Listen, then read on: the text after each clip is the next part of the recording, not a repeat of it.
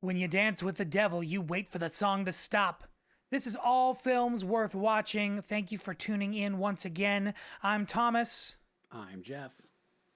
and we're here today discussing a film, another one of the long films that we're checking out. We've decided between the two of us, we're going to watch all the films that are ever worth watching, or at the very least, we're going to try and watch as many as we can and deem them worth watching for your benefit.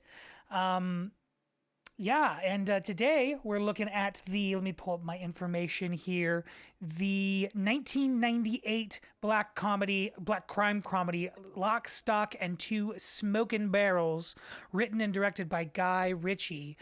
Jeff's suggestion. We're going to talk about that a little later, but before we do, just I guess brief introductions if you haven't heard of the podcast or you don't know us. My name's Thomas. I'm a composer, a sound engineer, a writer. I love long walks on the beach, pina coladas. I threw out my back 2 days ago, and the pain has got me feeling a little loopy. So if I go off into tangents or sideways, just bear with me. And Jeff, why don't you tell the people about yourself? Tell the kind audience at home, our listeners and viewers. My name's Jeff. If you're familiar with me from the internet anywhere, it's probably through my book content, Bloodfire Jeff on TikTok, YouTube, Instagram, or through my music, primarily probably Wield and Woe or By Fire and Sword. And that's about all I got cooking. Heck yeah. Jeff, you suggested today's pick, Lock, Stock, and Two Smoking Barrels. Mm-hmm. Guy Ritchie, Lock, Stock, Two Smoking Barrels, Lock, Stock individually, the individual barrels. What's the relationship to all of that? I have, throughout my adult life, been passingly familiar with Guy Ritchie. And having never seen Lock, Stock, and Two Smoking Barrels, but it being one of those movies that's like, oh, best movies of the 20th century, oh, movies you need to see. I was like, well, that seems fun, and it's probably not very heavy. And that was interesting to me. Also, I think I'm one of the dozen people in the world who enjoyed Guy Ritchie's King Arthur movie from like 2017 because nobody else seemed to like it, but I liked it a lot. I bought it on Blu-ray. And I was like, hey, if I liked that, then I have to imagine I like his, I think, best reviewed movie, or at least what seems to be the world's favorite Guy Ritchie movie, Lock, Stock, Two Smoking Barrels. So Yeah. that was it. I was like, this seems like a different change of pace from what we've been watching. Yeah. It's interesting. Guy Ritchie has a really interesting career. He's done some major money makers. Like what, and I didn't really have a connection to him as a filmmaker. I mean, I've seen a bunch of his films, but I've never really like connected to them, you know? Like I'm not like hunting down the next Guy Ritchie film and I'm not avoiding the next Guy Ritchie film, and I've just accidentally seen a bunch of them because he's, done a bunch of heavy hitters. He did the Sherlock Holmes series, which is one we watch around here every now and then when want to put on some popcorn. Mm-hmm. The Robert Downey Jr. version. Oh. Yeah, he did the 2019 live action Aladdin, which I never watched because why would you? But I was looking at the internet today. It made $1 billion worldwide. Yeah, not a great sign for things, but the dude knows how to make a big budget movie, that's for sure. And then the other one that I wrote down was King Arthur, which I haven't ever seen. I hadn't even barely heard of it, but it sounds like you're a fan. Yeah, It's the story of King Arthur, but it's told in that like tonally it's very similar to Lock, Stock, Two Smoking Barrels. It's like a heisty gangster movie, but with Charlie Hunnam playing King Arthur. Like I think it's really cool. And Jude Law is not King Richard, Prince John. He's Prince John. Or he's the bad guy. I think it was Prince John. It's been 8 years since I've seen the movie. yeah, but, yeah. Otherwise, like, But it's a heisty. yeah, Sorry, it's a heisty King Arthur. Mm-hmm, correct. Interesting. Very cool. Very cool. Hey, so we'll dive into this because I have some interesting thoughts. This was an interesting experience for me. I hadn't seen this. I didn't have people around. This feels like sort of a like Reservoir Dogs, like a certain like gritty 90s crime thing that was really popular when we were young that I didn't have anybody around me that was really into. So I just kind of was like not fully engrossed in it. You know what I mean? Mm-hmm. Yeah, but before we get into it, we'll talk some more because I have some insights. I learned some interesting things about myself watching this film. It was great. Terrific. But Yeah, you know it. Well, maybe I'm hyping it up. I don't know. We'll see. We'll see when we get there. But what I did want to talk about, I want to circle back because I have to pick the next movie we're going to watch, and how I want to do that a little differently this time because when we were talking last time, we watched John Carpenter's oh my God, the In the Mouth of Madness. Excuse me. We watched that, and I had picked that movie just assuming that you had watched some John Carpenter because John Carpenter is such a he's so adjacent to so many of your interests: the heavy metal, hard rock, synth wave, horror, action. I just kind of assumed that you had watched more of them, and then I was really surprised to find out that you hadn't. I'm thinking I'm going to use my next one because I would have never started with In the Mouth of Madness had I known that, because it's an interesting movie, but it's like not anywhere near the top of his creme de la creme. You know what I mean? So what I'm thinking, I'm thinking because this seems like it's so up your alley that it's like bummed me out. I was thinking about it, kind of bums me out that you haven't seen some of these. I was wondering if you'd be okay if we went through really quickly and just like went through his whole filmography and you tell me the ones that you have seen, the ones you haven't seen, Sure. and then we can sort of whittle it down from there. Yeah? Yeah. So we can do it pretty quick fire. Cool. Okay. His first one is 1974's Dark Star. No. In the far reaches of space, a small crew, 20 years into their solitary mission, they find things beginning to go hilariously wrong. That's like a student film of his. So we'll probably not make that on the list, but I'm going to write it down. Dark Star. Okay. How about Assault on Precinct 13? I've heard of it. I've never seen it. Yeah, that one I'm going to put pretty high up on the list. It might be an interesting kind of a thing for you. It's sort of his version of a Western standoff or like a zombie movie, but it's mixed with like a crime. Was there a thing. remake? I might have seen the remake. Yeah, there definitely was. That was really kind of gray and kind of dismal. It sort of bounced right off of me. Assault on Precinct 13 is not one of my favorites of his, but it's pretty good. And I think it might be, yeah, it's a contender for sure. Okay. His third movie in 78, Halloween. Very familiar. I've never seen it. Yeah. I remember that from last time. Okay, let me put that down. Halloween. Number 4 is Someone's Watching Me from 1978. I don't even remember this one. This is TV stuff too. Okay, I'm gonna skip some of this TV stuff. That is another TV thing. He also did a TV movie, an Elvis TV movie, a bio with starring Kurt Russell as Elvis, it looks like, in 1979. Mm-hmm. Yeah, not going to suggest that one, but just so you know, it's out there. Number 6, 1980's The Fog. Nope. Ooh, The Fog is fun. The Fog is fun. Ghost pirates, friend. Mysterious ghost pirates and a radio DJ that's trying to save everybody from them. It's pretty fun. Escape from New York, number 7, 1981. Yeah. And you've seen The Thing, right? 1982 is The Thing. Correct. Cool. Yeah, this is his like real strong period. And it feels like you've seen most of these. Have you saw, I think you mentioned this last time, 1983's Christine. I've seen the car Christine, movie. Yeah. Yeah. That one's one of my favorites just because, oh man, it's so much fun watching the car like reinflate itself. And it just tickles me. I love it so much. Yeah. Okay. How about 1984's Starman? No. That's a Jeff Bridges sci-fi. That's a weird one. An alien takes the form of a young Wisconsin widow's husband and makes her drive him to his departure point in Arizona. Distrustful of government agents, along with a more ambivalent scientist, gives pursuit in hopes of intercepting them. It's a weird one. Okay, so you haven't seen Starman. I'm gonna write that one down. Okay, Big Trouble in Little China. Nope. 1986. No, that's a good one. It's got some, it's some things that haven't aged super well, but a lot of things that have. China, write that one down. 1987's Prince of Darkness. Nope. That one's a fun one. We probably won't do it. It's one of his kind of weirder, cheaper ones, but it's one of my favorites. One of the few that I own. 1988, They Live. Nope. Ooh, They Live. That's a high contender for lots and lots and lots of reasons. 1982, Memoirs of an Invisible Man. Nope. I remember we talked about it last time. Yeah, bad one. You have seen 1994's In the Mouth of Madness. Congratulations. I like that one. Yeah, it's a good one. 1995's Village of the Dam. Nope. Yeah, I've heard that one's really bad. It's got Christy Alley in it, and she apparently doesn't do a very good job. Okay. That's word on the street. Don't come at me, Christy. That I don't know. is Maybe almost doing reason to watch it. Yeah, for sure. After that, he does 96's Escape from L.A. Nope. Yeah, that one's where we won't watch that one. That one's worth watching, just the YouTube cuts of the bad CG. It's some of the like earliest computer graphics stuff, and it's garbage, but it's kind of hilarious. 1998's Vampires. Nope. Yeah, I haven't seen that one either. At least not all the way through. I tried to watch it once. It's got James Woods in it. It's not really my dude, but you know, whatever. 2001's Ghost of Mars. Nope. That one has Ice Cube in it and Pam Grier. Okay.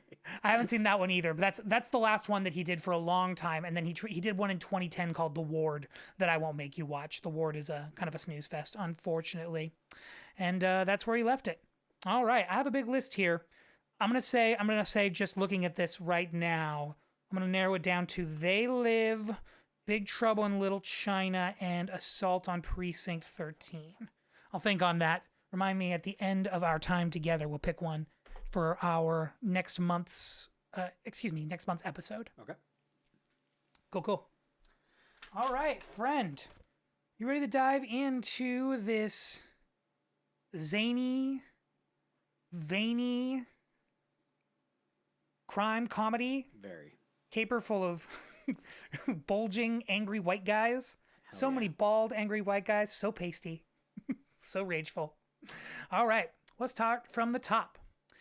Longtime friends and small-time London criminals Eddie, Tom, Soap, and Bacon, they put together 100,000 pounds, right? Mm-hmm. So that Eddie, a card sharp, can participate in one of Hatchet Harry's Lionsdale's high-stakes 3-card brag games. The game, however, is rigged, and they wind up owing 500,000 pounds to Harry to be paid within a week. Harry sends his debt collector Big Chris and his son Little Chris to Eddie's father JD, since Harry's true intention is to acquire JD's bar in payment of the debt. So that was like a paragraph for, I don't know, it felt like maybe like 45 minutes. That was like the first 45 minutes of the movie, yeah. Yeah, that's, this movie was, oh man, it was so interesting. So here's my general overall opinion of Guy Ritchie based on this. Dude is not a strong writer, but is an incredible director, so much so that the writing doesn't have to be amazing. You know what I mean? Like I was sitting there watching this time and time again being like, oh man, I really don't like this writing, but I was still enjoying myself. You know what I mean? Like I enjoyed it all the way through, despite the whole, you know what I mean? And I shouldn't like rag too hard on him. I think it's like great for somebody's first film. Like I've seen lots of people's first films that are like, that have a lot of the same vibes to them as this. Some of the like issues that I have with this, but like without the sequences of like pure insanity and like his visual storytelling. You know, he's a really gifted eye, and it makes a lot of sense that he makes money now doing huge productions because he, despite it having a bunch of stuff that it didn't need in my opinion, he stitched all of this convoluted story together in a way that was really fun and entertaining, you know? Yeah, he's a dude who has a very identifiable and distinct style. Like, at least when you're watching like the early Guy Ritchie stuff, you're like, oh, this is a Guy Ritchie film. Like, it's very obvious just in the way that he pieces stories together and just like in the dialogue. The man's an auteur. Writing. Yeah, like he has a very distinct, like, kind of like David Lynch. It's like, oh, this is a David Lynch thing. This is a Guy Ritchie thing, and it's just, yeah, I love it. I didn't love the cinematography in this film. I didn't like the coloring, but yeah, it was. I mean, it's probably on purpose, and especially of the time. But it was so like gray and flat bleak and gray. Yeah, yeah, and gross and grubby. Yeah. Let me just talk about some of the notes that I had for this first big chunk that we just went through. We just slammed through.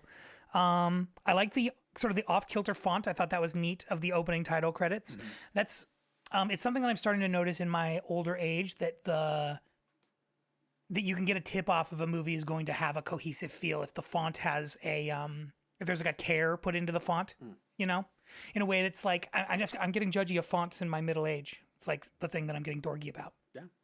But anyway, I dug this one. Like every few letters were like raised just a little. I found that pleasant. Let's see. The biggest. Everybody was walking around in this movie with the biggest wads of cash I'd ever seen. I, Huge pocketfuls of cash. yeah, and I mean, like the third or fourth time somebody opened up their wallet or whatever and had like a stack the size of their face, I became a little blind to it. But the first couple of times, like that guy was like, "Whoa, you got so much money," and then the other guy pulled out his wad of cash, and he had a huge wad of cash too. And I was like, "What is everybody doing? How come you're not robbing each other constantly? Yeah.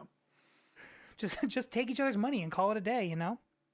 Let's see what else. I thought Hatchet Harry had a dumb gold phone. I like that. Like that felt so 90s to me. That was one of the things I keyed into. Yeah. Yeah, there's a lot of like really nice set dressing for this. Like if you want to talk about specific moments as we go, but in general, he does a lot of like really good use of the full space to like really paint interesting pictures and get a lot of storytelling done in like single shots. You know, there'll be a lot of times where you're just like you're watching like all four of them, you know, like robbing somebody or cleaning somebody, but they're doing it from like a fixed point across the room, and there's just like a ton of stuff going on camera in a way that, you know, it was the only way that I think that you could like kind of quickly cohesively tell this weird kind of tangly mismatch of a crime story, you know. Yeah. I thought the first shot of the plastic weed plants. Oh, we haven't gotten there yet. Oh well, I think maybe we have. Have we gotten that far? No, they have that card game. Yeah. He loses that card game, and then they've got to come up with the £500,000 to get it back. Oh, so I did have a question about that. No, well, I guess you know we actually did because later on I have notes about the card game, questions about the card game. So you know, bear with me. We're using Wikipedia here. It's condensing down some of the convolutedness. I mean, there were sections of this movie where they would pause the movie essentially and have a narrator be like, "This guy's name is Hatchet Harry, and he's a bad criminal, and here's why."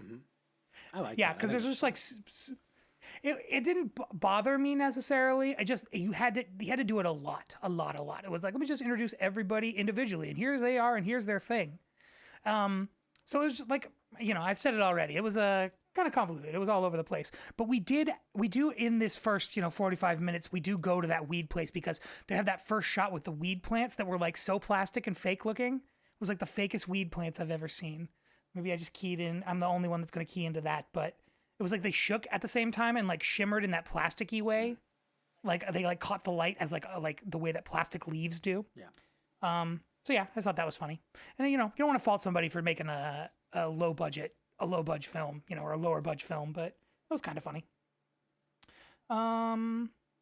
Sting is one of these guys' dads and a bar owner. And I thought that was great. That pissed me off. I thought it was funny, and then I was a little disappointed that he wasn't Jason Statham's dad because they look so similar. To me, it was like they should have been. They're just like as just bald white guys. The Sting should have been Jason Statham's dad, and then Sting's dad should have been that even bigger bald white guy who works for Hatchet Harry. You know, that one that kind of like looks like the thing. He should have been like the grandpa. Barry the Baptist. The grandpa of the three. Yeah, Barry the Baptist. There we go. Yeah. So that was just internal fan casting, fan fiction in my head. What else on my list here? I have something that I don't recall. It said 20 quid on that haircut. Oh, that's right.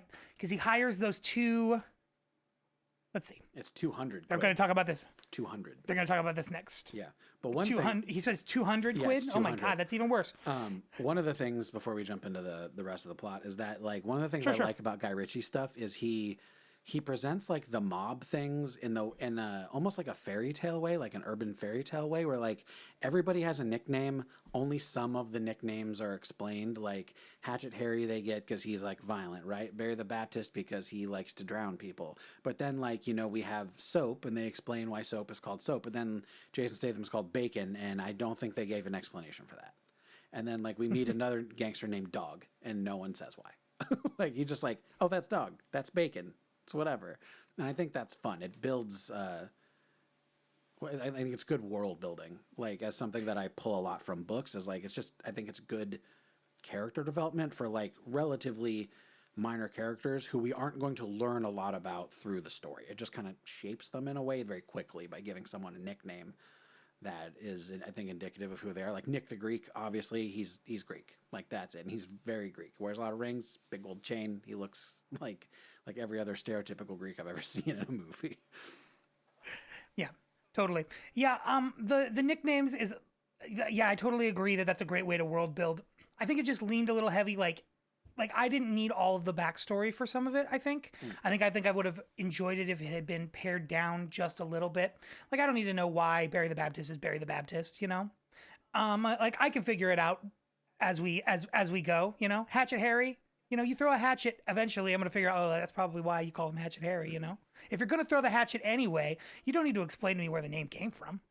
He's I not mean, even the yeah, one who throws the hatchet later, but we'll get to it. yeah, for sure. Okay, so also at the same time as all this is going on, they're interested in Harry is interested in two expensive antique Holland and Holland shotguns that are up for auction. Harry gets the enforcer Barry the Baptist to hire two thieves, Gary and Dean, to steal them from a bankrupt lord. After the incompetent thieves unwittingly sell them to Nick the Greek, a local fence, Barry threatens them into retrieving the guns. Okay, so this is where I was talking about. I had a note about a 200 quid haircut, and it was one of those two thieves that are running around. He's got like a great big, just Almost like a garish. Jerry curl afro thing. Like, Yeah. yeah, it's pretty funny. Yeah. It's interesting. This is definitely copying from like blaxploitation. It's like a very, very pasty white version, but there's like definitely some of that, like, I mean, there's like the drug dealer that has like the Jerry curled afro, Mhm. you know, and that character even has like a sequence where he's like talking in jive and they're translating in jive. And I was like, I understand this almost, if not better than your colloquialisms Mhm. as you guys are talking in your thick accents. I thought it was funny that they like took the time to like translate the jive for you, you know? But yeah, anyway, there's definitely that sort of, you know, pulpy. This is, Erica noted at one point, oh, we did a time thing where they like walk by somebody who's on fire coming out of the bar, and then later on they explain it and go back. Yeah. And Erica immediately, who was watching it with me, my partner Erica, she went on her phone and was like, this was done about like 4 or 5 years after Pulp Fiction. And like that's directly what that's pulling from, is just like that weird time syncing up thing. Mhm. She like locked right into that, you know? Anywho, Gary and Dean, they sold them shotguns to Nick the Greek. Barry threatens them into retrieving the guns. Meanwhile, Eddie returns home and overhears his neighbors, a gang of robbers led by a brutal man called Dog, planning a heist of some cannabis growers loaded with cash and drugs. This is where I was talking about those fake, so many pounds of fake plastic leaves up for grabs if you can force your way into their compound. He tells the other three, and they decide to rob the neighbors after they return from the heist. Tom buys the shotguns from Nick, both unaware of their true value for use in their plan. Another thing that's fun about this, I like crime movies in places where guns aren't so readily available, so that you can get away with like using antique shotguns that, you know, you only get like 2 shots of, and that's a thing, you know? There's a big long conversation in here about like whether or not they should be using knives and how big the knives should be. Mhm. And I always think that that's an interesting. It's just interesting because when your story is set in America, you can't really even do that. You know, it's like somebody brings a knife because it's like somebody's going to have a pistol if it's going to be escalated to that level. Yeah. You know, and so if somebody's going to have a pistol, that means everybody's going to have a pistol because everybody can have one. Mhm. You know. Yeah.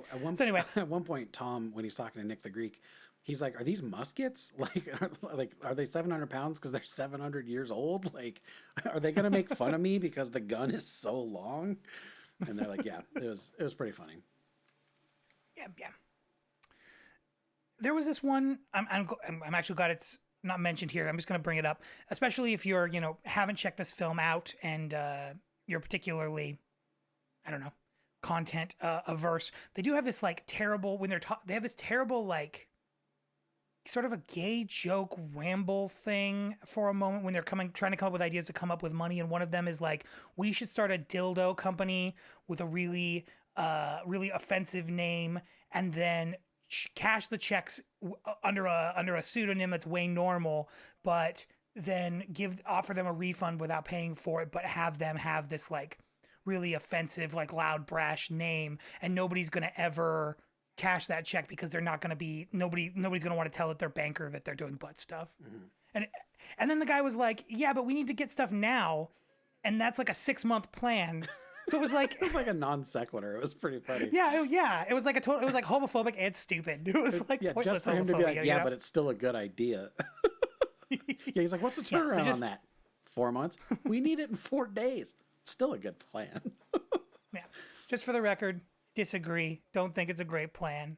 But it was worth noting, and just worth noting that if there's it's got that 90s crime thing where it's a little racist and it's a little homophobic, to prove that it's big and mean and tough, which gets me to roll my eyes, but whatever. You can't be perfect. Dog's gang executes their heist.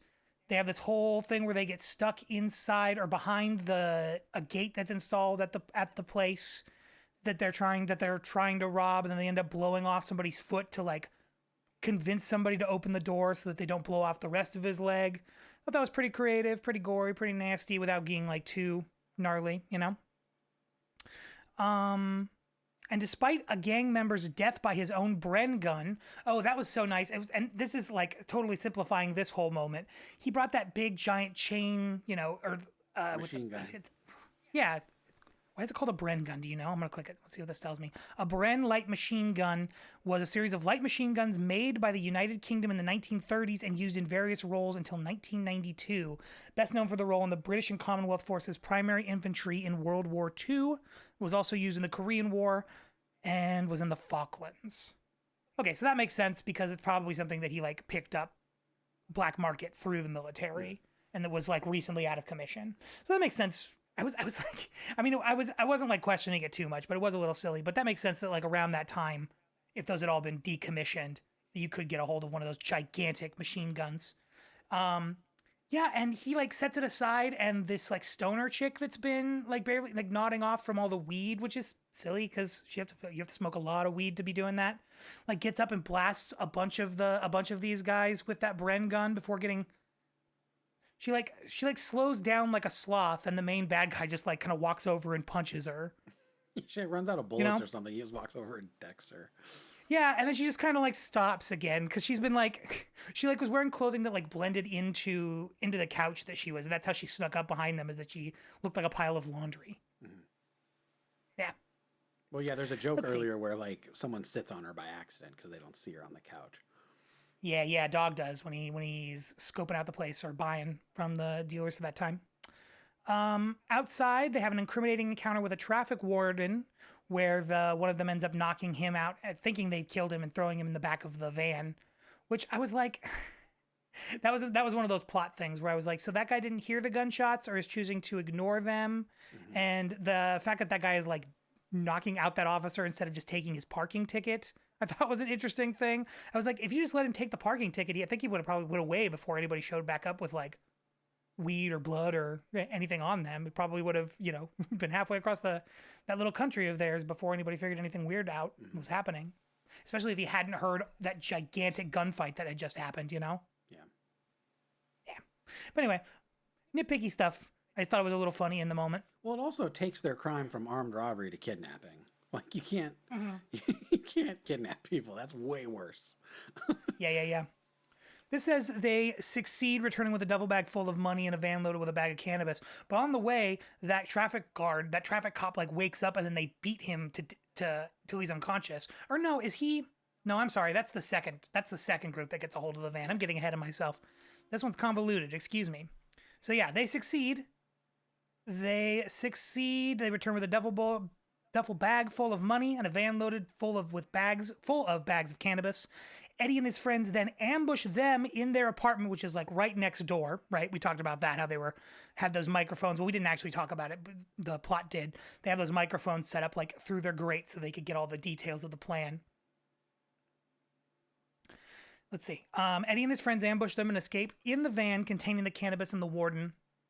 They transfer the loot to their own van and return home, knocking out the warden and dumping him by the road before arranging for Nick to fence the drugs to violent gangster Rory Breaker. Yeah, and that's that thing where they jump at the chance to beat up that traffic cop, and it's like I think it's supposed to be like a joke because like everybody wants to beat on a traffic cop. Mm-hmm. They like climb into the back seat to like take their turns on him. It was kind of funny. A little mean-spirited, but kind of fun. Let's see.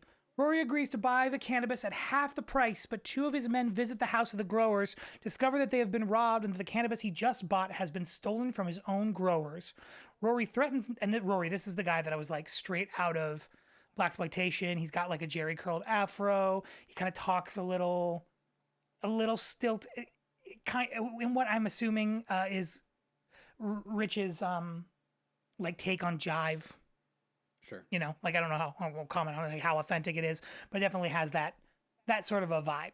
Like he's definitely like the like soul brother, the scary soul brother. It's gonna show up in the second or third act. He's discovered he's been robbed. The cannabis he just bought was stolen from his own growers. He threatens Nick into giving him Eddie's address and tasks one of the growers, Winston, to identify the robbers. While the friends celebrate at JD's bar, Dog's crew, having accidentally discovered that they were robbed by their neighbors, because the leader of Dog's crew is so upset that he's throwing people around, and he throws it's Dog, right? He throws Dog through the wall He throws Plank. that they share. Dog is the main Plank, guy. so- Plank is the long-haired curly guy. Oh, excuse me. Dog throws Plank. Dog throw Plank through the wall, and he smashes in and he sees all of the recording equipment, which I thought was one of those like, I was like, that's one of those moments where it's like, that is a step above. You know what I mean? There's a ton of moments in that like that in the movie where you're like, that is like a perfect piece of film. Mm-hmm. Like there's lots of silly things and like things that maybe don't connect for me, but then you know little moments like that made it worth a watch for sure. Let's see here. They found out that they were Dog's crew, having accidentally discovered that they had been robbed by their neighbors. They set up an ambush inside of Eddie's flat. Rory and his gang arrive at the flat instead, and in the ensuing shootout, all except Dog and Winston are killed. Winston leaves with the drugs while Dog attempts to escape with the shotguns and the cash. But Big Chris, which is the assassin, I think, with the kid, he arrives, incapacitates him, and takes both. Attempting to recover the guns, Gary and Dean follow Big Chris, oblivious to the fact that Big Chris is bringing them to Harry. So do you follow all that? Yep. I mean, I do, but I just saw the film. I don't know if anybody else is watching is going to be able to follow it. I hope so. But anyway, the assassin is bringing the rifles back to Harry. He's taking all of the stuff, or no, because he's taking the money and the rifles back to Harry. The assassins, who think that they're in deep trouble from Harry for not getting those rifles, they're following the assassin back, thinking they need to get him back from him somehow, some way. Having delivered the money and the guns to Harry, Big Chris returns to his car to find Dog holding Little Chris at knife point, demanding the cash be returned to him. Big Chris complies and starts the car. Meanwhile, Gary and Dean, those are the two robbers who stole the shotguns initially and then sold them to the Greek, burst into Harry's office. The ensuing confrontation results in the death of Gary, Dean, Barry, and Harry. Yeah, they're like, it's pretty funny because they're essentially killing these people to get the shotguns back so that they can return them to these people that they just murdered, without realizing that that's what they're doing, because they don't have any faces to go with the names, you know? Yep. Pretty funny. I'm laughing on the inside, I promise. Having discovered the carnage at their flat and their loot and gear missing, the four friends head to Barry's office, finding a second set of corpses and their money. Big Chris deliberately crashes into their car to disable Dog and then fatally bludgeons him with the car door. That overhead shot where he's just going again and again and again, and like it feels like it's like smashing into the camera. That was one of the moments that'll stick with me for sure. I like that bit where Big Chris is the debt collector who does all of the pontificating and the like street poetry when he's talking to characters. He does the monologue before he punches you because you owe him some money. And the thing that he says when he's banging Dog's head in the door, he's like, "Never in my life has anyone ever been so rude to me." I was like, that's not like, oh, you put a knife to my kid's throat, like you screwed up my car, but you were mean to me about, like, you were rude about this. And I thought that was very fun, very Guy Ritchie. Yeah. Manners, man. Manners are important.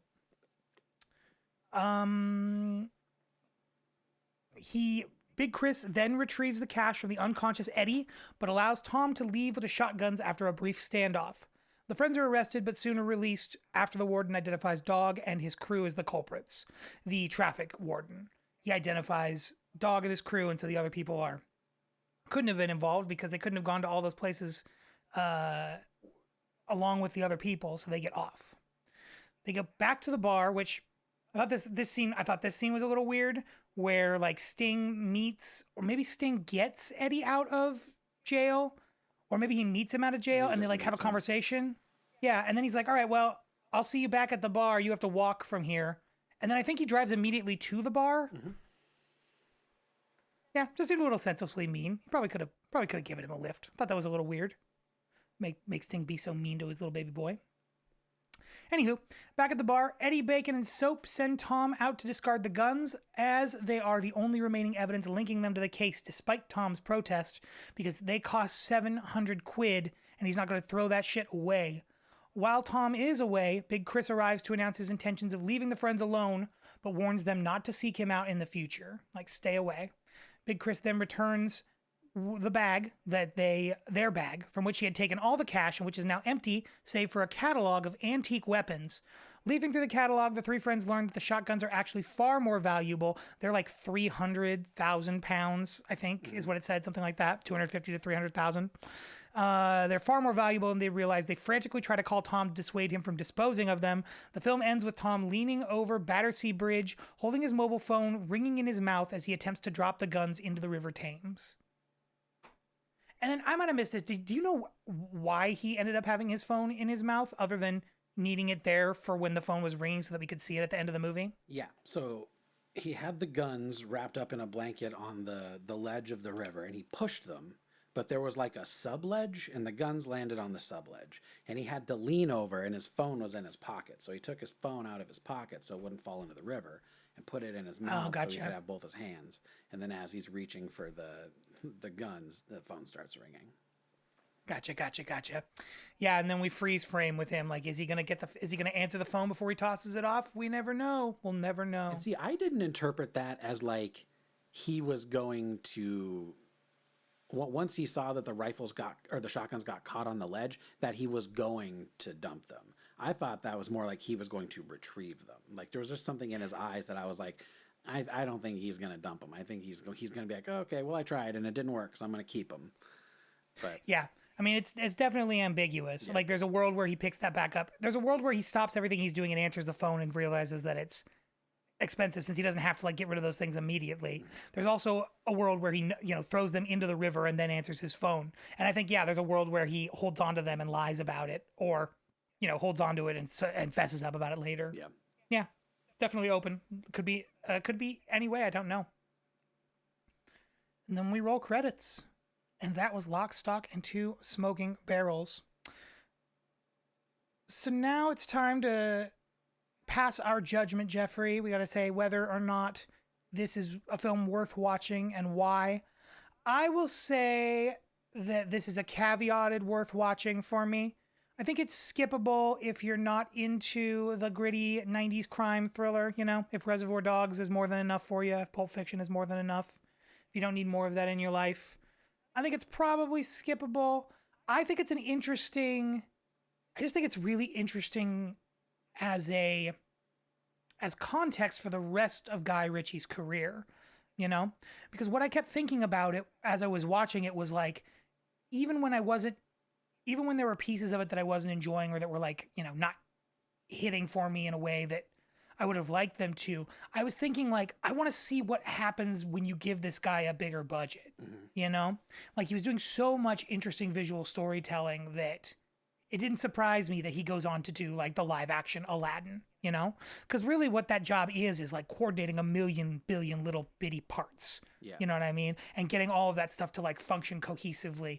And this sort of like mess of a story that he managed to like put together and share in this really vibrant and interesting way, just seems like a testament that he would have the skills to do that. So I'm not surprised, the guy went on to direct a lot of the popcorn thrillers that I know and love today. Yeah, I think he made this What do you movie think, Jeff? on £1.5 million a budget, and I was like, that's amazing. I love this movie. Wow. I think this is probably one of my favorite things I've seen this year. I would say it's something you should see. Like, I think even just as a cultural touchstone of like 90s cinema, not even like specifically like 90s like crime whatever, but just as like, this is a movie from the 90s, because it's to me it's so like the 90s. Like if I was gonna, like, at least from like a British standpoint, like a British movie standpoint. But Yeah, for me, for it's like sure. this is so representative of like all of the things I like about 90s cinema, where it's like it's kind of ugly and it's kind of clunky and it kind of sometimes feels like a handful of nails being smashed together, but like it's very clever. And yeah, it's like it's not even always pleasing, but it just is fun. And I was really impressed with the way that like there's like like you said, it's convoluted. There's like a dozen things that happen, you know, like the shotguns, the Rory getting robbed and then being sold back his own weed, um, like all of that kind of stuff. Like there's so many things that seem to be happening kind of almost peripherally. Where like, well, why is that important? And then they all wrap up. Like all of it wraps up, and I thought that that was very fun. And I like a lot of his dialogue. It's pretty fun. And the the coolest thing about this movie to me is that our four main characters are the least interesting part of the whole movie. It's like a movie where all of the interesting things happen around the main characters and not even by the main characters. It is one of those things where like they are kind of existing in this cloud of a much larger, more interesting series of events, and it's kind of just happening to and around them, and they're like kind of almost tangentially involved. Like besides the card Yeah, game, the owing the money, and then when they rob Dog's gang, they're kind of not involved. for Like sure. they just show up to piles of corpses and are like, I thought, and I thought it was kind of interesting. I mean, they're some of them more than others because there's a big kind of a big group of them are like more neutral than I was expecting in a lot of ways. You know what I mean? Mhm. Like Jason Statham being the main, the main, not the what am I trying to say? The exception, excuse me. The exception being that dude popped, and this was probably It was one of his his first first film movie. Yeah. things. Yeah, yeah. Yeah, there's a scene where he's like just smoking pot in the background, and they have this beautiful frame shot of him just blowing smoke rings, Hmm. and it's like that dude has it in a way that, I don't know, no offense to the actor playing Eddie, Jason Fleming, I'm gonna Oh, it's guess Nick based on Moran. this list that I'm looking at. Oh, Nick Moran, Yeah. my bad. Yeah, that was just like not, it just didn't.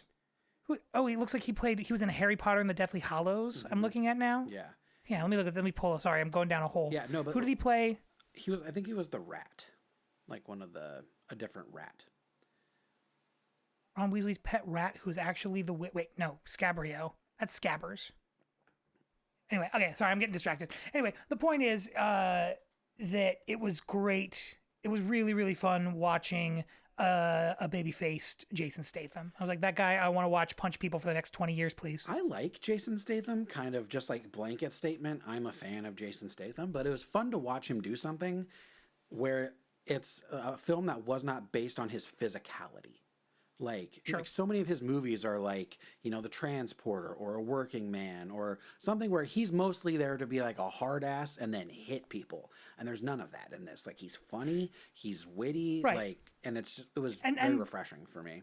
right, and those things are like built around him as a brand, where it's like Yeah. people pay money to come see him fuck shit up, Mhm. and so that's what you're going to, Yeah. whether he's going to be a beekeeper or he's going to be whatever else he's going to be today, Yeah. he's going to transport you or he's going to keep your bees, Mhm. but he's definitely going to take care of it. So yeah, Yeah. yeah, but I get that. And yeah, what you're saying about Eddie is like, well, you know, in this group climate not climax group climate, he's the straight man, right? Like he's the hero who falls. He's the card sharp who gets cheated and it lands them in debt. So he spends all his time being very focused about how do I get us, because he comes up with all the plans. It's his idea for the card game. It's his idea to rob Dog's group. Nobody else comes up with any plans other Yeah, than for like sure. the dildo and the mail thing. Um, and so yeah, he's kind of boring. I thought the actor was good, but he wasn't like, he's not like the focal point of the movie. Like Jason Fleming, who plays Tom, I thought he was really good. I liked the guy who played Soap. I thought Soap being like the most kind of like deranged and violent of them, when he's the one giving the monologue about like, oh, we should use knives, a really big shiny knife, and he shows up like to the bar with like a military roll full of knives, and they're like, fucking put that shit away, we need guns, we don't need knives. But he's the one who's like the most reticent to get involved in any of the heist at all. And I think that's just fun. I mean, those are pretty stereotypical, I think, traits that happen in these kind of movies, but it was fun. I think just the way that Ritchie laid all of out and then wrapped it up. Also, Vinnie Jones, I love Vinnie Jones. And that this was also his first movie. That dude crushes it. He does like one thing, but he is in the couple of movies I've seen with Vinnie Jones, he crushes it like all of the time. He's the guy who played Big Chris. Gotcha. Wait, which one's Big Chris? So there's two henchmen. There's Barry the Baptist, the guy who hires the guys to go find the shotguns, bald old guy. Then there's the younger guy with the earrings and the sun. The younger guy with the earrings and the sun is Big Chris. Gotcha. All right, out of curiosity, Jeff, are you more of an Eddie? You more of a Tom? You more of a Bacon? Or are you more of a Soap? And then same for me. Are you Eddie? I think Are I'm probably you more Tom? Bacon, and I think not for namesake. I think you might be more of a Tom. Tom on Tom? Yeah. Oh, another thing about sure. Tom that I thought was funny was they kept calling him Fat Tom. And that was a joke they made like 3 times, and then in like the first 15 minutes, and then it never gets brought up again. And they're like, "You're not fat, but you should be." And he's like, "What the fuck are you talking about?" They're like, "Oh, Fat Tom." He's like, "Why is everyone calling me fat?" Like, it was funny. But All right, Jeff. yeah, I do think this is a movie people should see, even if you don't like Cool. it. Suck it up. I think you should watch it. Yeah, for sure. Worth the watch. Like I said, just, I've, the homophobia stuff is a little triggering. There is some It's dated. of that early nonsense. Yeah, it's of its time for sure. So just be aware of that.